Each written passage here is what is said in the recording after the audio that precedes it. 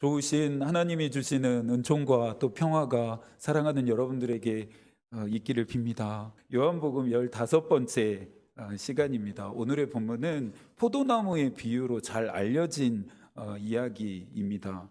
사람들은 자신이 하는 일과 관련되어진 것에 대해서는 참 많이 흥미를 갖고 관심을 가지는 것 같습니다. 목사인 저의 일이라면 일일까요? 설교하는 일 때문에 다른 목사들뿐만 아니라 대중 앞에서 무언가를 말해야 하는 직업을 가진 사람들을 저는 유난히 유심 있게 보곤 합니다. 뉴스를 보면서는 보도에 우선적으로 좀 귀 기울이기보다는 앵커의 딕션이나 어떤 전달력, 호흡 등에 자연스럽게 집중하고 있는 제 자신을 보게 됩니다. 아무래도 하나님의 말씀을 듣는 교우들에게 설교가 들려질 때 조금이라도 불편을 주고 싶지 않은 마음 때문이기도 합니다. 대중들에게 전달하는 방식은 말뿐만이 아니라 글이라는 것도 있습니다. 그런데 참 재미있는 것은 대중에게 말이든 글이든 무언가를 전달하고 싶은 화자들은 즐겨 쓰거나 좋아하는 표현이 있습니다. 마치 그들의 시그니처 같은 표현이 있습니다. 우리 주님도 하나님의 나라를 가르치실 때 즐겨 사용하신 표현 방식이 있었습니다. 예수님의 시그니처 표현 방식이 있었습니다. 비유입니다.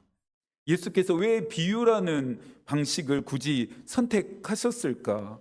지혜와 지식의 근본이신 그분이시기에 얼마든지 고도의 지성과 논리로 하나님의 나라에 대해 설명할 수 있었습니다. 예수를 대적했던 바리새인, 서기관, 대제사장들의 코를 납작하게 할 수 있는 거대 신학적인 담론으로 얼마든지 이야기하실 수도 있었습니다.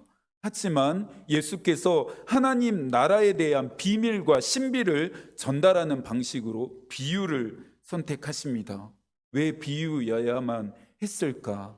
질문을 하다가 이 비밀과 이 신비가 어린 아이들에게까지도 들려져야 하고 빛이 들지 않는 세상의 사각지대에서 살아가야 하는 사람들에게까지 깊숙이 전달되고 들려져야 하니 비유만한 것이 없다라는 결론에 이르게 되었습니다. 이야기를 이해하지 못하는 사람은 없습니다. 이야기가 닿지 않는 곳은 없습니다. 비유를 들어 예수께서 말씀하신 이유는 우리 모두를 향한 배려이자 사랑이구나 하는 답을 얻게 되었습니다. 이 비유에 대해 프랑스의 철학자인 폴 리케르라고 하는 사람은 말합니다. 비유의 힘은 나를 텍스트 밖으로 이끌어내서 새롭게 열려진 세계로 인도한다. 비유는 하나님의 나라를 듣게만 하지 않고 하나님의 나라를 상상하게 합니다. 하나님의 나라로 인도합니다. 하나님의 나라의 비밀과 신비를 경험하게 합니다. 포도나무의 비유도 그렇습니다. 1절과 2절을 한 번 더 읽어볼까요? 나는 참 포도나무요 내 아버지는 농부라. 무릇 내게 붙어 있어 열매를 맺지 아니하는 가지는 아버지께서 그것을 제거해 버리시고 무릇 열매를 맺는 가지는 더 열매를 맺게 하려 하여 그것을 깨끗하게 하시느니라. 예수께서는 하나님을 포도원지기, 자신을 참 포도나무, 그리고 우리를 가지라고 하는 관계로 설정하십니다. 포도나무와 가지라고 하는 이 관계의 설정을 통해 분명하게 드러나는 것은 가지가 열매를 많이 맺지 않으면 포도원 지기에 의해서 잘려지게 된다는 것입니다. 포도원 지기의 사명은 포도나무를 심는 것입니다. 포도나무의 사명은 많은 가지들의 영양분을 공급하는 것입니다. 가지의 사명은 많은 열매를 결실하는 것입니다. 각자가 해야 할 역할이 있습니다. 비유라고 해서 단순한 이야기로만 휘발되어서는 안 되겠죠. 예수가 드신 이 비유는 숨겨진 진리를 찾아가는 과정을 포함하고 있기 때문입니다. 15장에서 예수께서 말씀하시고 있는 진리를 찾기 위해서는 가지가 맺어야 할 열매가 무엇인지에 대한 비밀을 풀어야 합니다. 이 비밀을 푸는 작업이 중요한 이유는 이 열매가 오늘 예수의 비유에 귀 기울이고 있는 저와 여러분에게도 요구하시는 것이기 때문입니다. 그런데 열매에 대한 비밀을 풀기 전에 한 가지 중요한 내용을 먼저 짚고 넘어가야 할 것 같습니다. 그 내용은 이 포도나무의 비유 안에서 계속해서 반복되어지고 있는 어떤 내용이 있는데요. 한번 찾아볼까요? 2절에 내게 붙어 있어. 4절 내 안에 거하라. 5절 나를 떠나서는. 6절 내 안에 거하지 아니하면. 7절 내 안에 거하고. 앞선 14장에서 걱정과 두려움에 휩싸였던 제자들에게 예수께서 나를 믿으라라고 말씀하셨는데요. 나를 믿으라는 이 예수의 말씀하심은 15장에 와서는 내 안에 거하라로 전환되어집니다. 그렇다고 해서 말씀하심의 본질이 변하는 것은 아니죠. 말씀하심의 의도가 강화되고 있는 것입니다. 나를 믿으라는 말과 내 안에 거하라는 말은 똑같습니다. 열매를 많이 맺게 되는 분명한 근거는 어디에 있습니까? 예수 안에 거함입니다. 제자들에게 요구되어진 이 내용은 오늘 저와 여러분들을 향한 요구이기도 합니다. 예수에게 붙어있지 않은, 예수 안에 거하지 않는, 예수를 떠난 삶은 열매를 맺지 못합니다. 열매를 맺지 못한 가지는 어떻게 된다 했습니까? 잘려져서 포도나무이신 예수와 분리되어집니다. 여기가 끝이 아닙니다. 포도나무로부터 분리되어진 가지는 어떻게 됩니까? 6절입니다. 함께 읽습니다. 사람이 내 안에 거하지 아니하면 가지처럼 밖에 버려져 마르나니 사람들이 그것을 모아다가 불에 던져 사르느니라. 포도나무로부터 잘려진 가지는 생명과 영양분을 공급받을 수 없으니 자연스럽게 마르게 되어져서 불쏘시개라는 최후를 맞이하게 됩니다. 사랑하는 여러분, 예수께 붙어 있어야, 예수 안에 있어야 생명이든 은혜든 복이든 공급받을 수 있습니다. 그분이 아무리 이것을 저와 여러분에게 공급하시려고 한들 저와 여러분이 그분과 연결되어 있지 않는다면, 그분 안에 있지 않는다면 아무것도 우리는 받을 수 없습니다. 우리의 내면이 왜 말라가는 것일까요? 우리의 영혼이 왜 건조해져 가는 것일까요? 내 마음이 왜 돌처럼 딱딱하게 굳어가고 경직되어져 가는 것일까요? 이유는 단 하나입니다. 포도나무이신 예수 그리스도와 연결되어져 있지 않기 때문입니다. 자신의 힘으로 열매를 맺을 수 있다 착각하는 가지는 없습니다. 가지를 존재하게 하는 것은 나무입니다. 자연적 순리의 모든 피조물들이 순응하고 있지만 유독 이 순리, 이 섭리를 거스르는 것은 인간뿐입니다. 이 영적인 원리에 그리스도인들조차 순응하지 않고 있습니다. 지금부터 살펴보게 되는 열매의 비밀은 이 사실을 전제해야만 올바로 이해할 수 있습니다. 그렇다면 지금부터는 열매의 내용을 확인해야겠습니다. 8절입니다. 너희가 열매를 많이 맺으면 내 아버지께서 영광을 받으실 것이요 너희는 내 제자가 되리라. 16절 너희가 나를 택한 것이 아니요 내가 너희를 택하여 세웠나니 이는 너희로 가서 열매를 맺게 하고 또 너희 열매가 항상 있게 하여 내 이름으로 아버지께 무엇을 구하든지 다 받게 하려 함이라. 마지막으로 21절 그러나 사람들이 내 이름으로 말미암아 이 모든 일을 너희에게 하리니 이는 나를 보내신 이를 알지 못함이라. 제자들과 함께한 예수의 시간은 끝이 나지만 예수의 사역마저 끝나는 것은 아닙니다. 예수께서 하신 일이, 또 하셔야 하는 일이 이제는 제자들에게 위임되어집니다. 이 위임에는 마태복음 마지막 장에서 말하는 하늘과 땅의 모든 권세가, 그리고 예수 자신보다 더 큰 일을 하게 될 것이라고 하는 격려가 뒤따릅니다. 예수께서는 제자들이 개인적인 믿음을 지켜내는 정도가 아니라 세상을 움직이고 바꾸어내는 광의적인 믿음에 대해서 지금 말씀하고 있습니다. 구원은 어떻게 받습니까? 예수 그리스도를 믿는 믿음으로 말미암아 받습니다. 저와 여러분은 예수 그리스도를 믿는 그 믿음으로 말미암아 구원을 받았습니다. 그러나 예수께서 말씀하시는 이 믿음은 단순히 개인을 구원받게 하는 정도의 믿음이 아닙니다. 세상을 변화시키는 데까지 나아가야 하는 믿음입니다. 웨슬리는 이 과정을 사회적 성화라고 칭했습니다. 제자들에게 위임되어진 이 예수의 사역은 세상을 복음으로 변화시키라는 것이었습니다. 하나님의 나라가 멈추지 않고 계속해서 확장되게 하는 것이었습니다. 예수께서 제자들을 택하신 이유도 이때를 위함이고 이 일을 위함이었습니다. 열매는 선교적 명령을 완수함으로 결실되어집니다.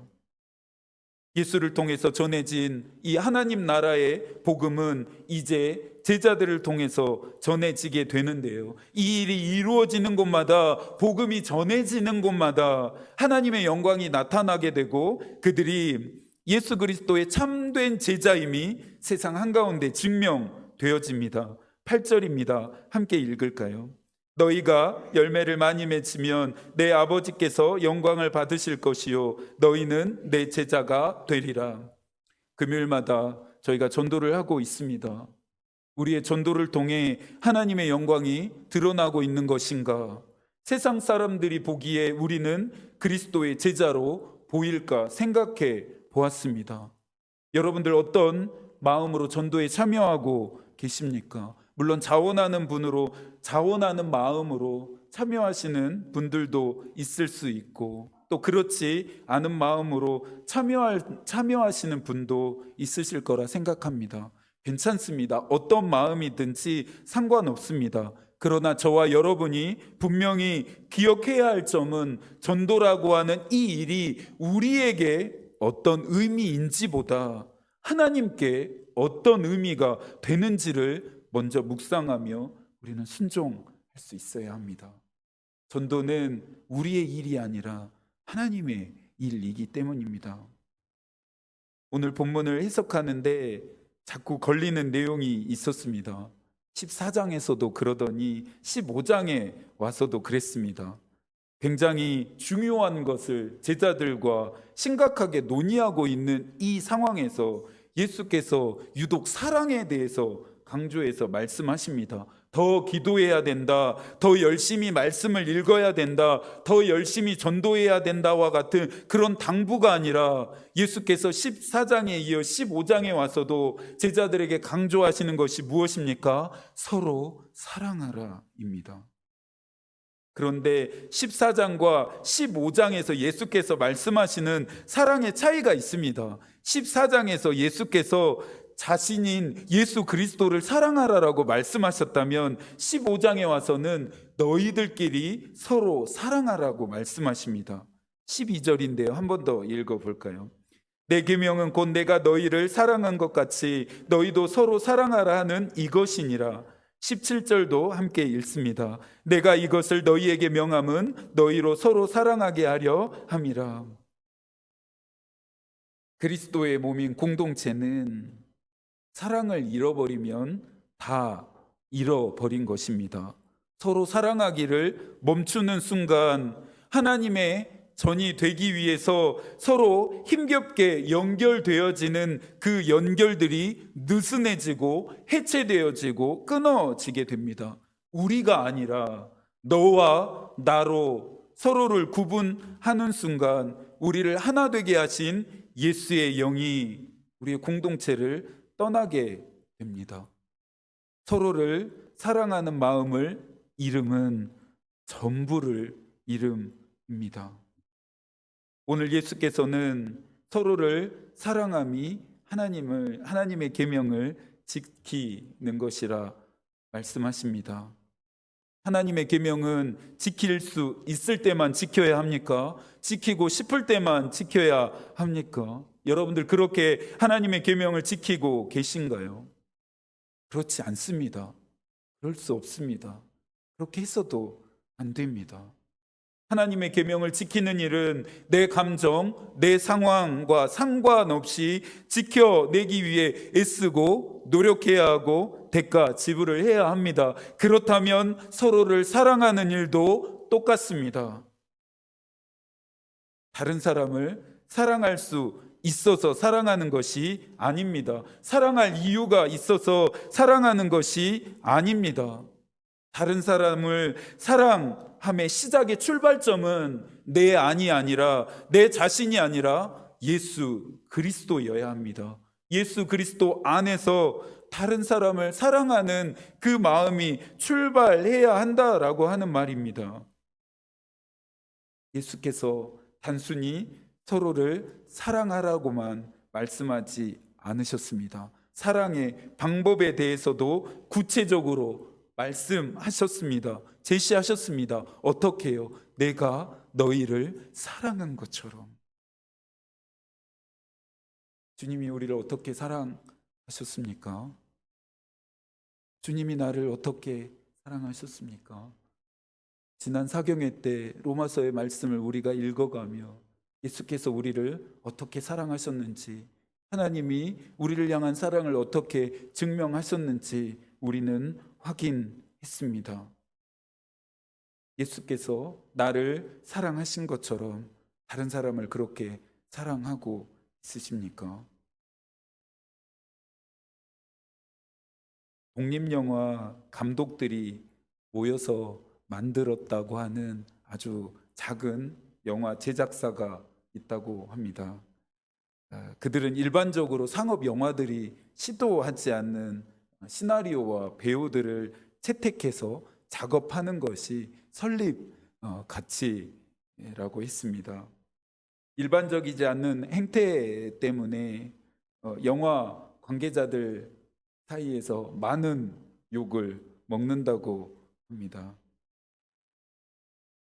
욕을 많이 먹는 것이 힘들지 않냐? 설립 가치를 바꿔볼 생각은 없냐라고 하는 그 질문에 그들 중에 한 감독이 대답합니다. 많은 욕을 먹기는 하지만 함께하는 감독들이 있으니 그 많은 욕을 견딜 수 있는 것 같다라고 대답했습니다. 그 대답을 듣고 이상하게 한참이나 멍해졌습니다.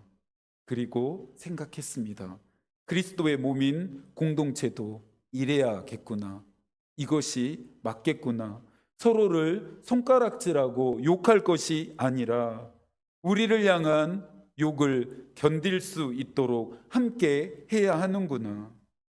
18절 이하에서 말씀하시는 것처럼 서로를 박해할 것이 아니라 세상이 우리를 박해하는 그 박해를 견딜 수 있도록 다른 사람의 손을 잡아주고 내 어깨를 다른 사람에게 내어줄 수 있어야 하는구나 하는 생각을 하게 되었습니다. 여러분들의 생각은 어떠신가요?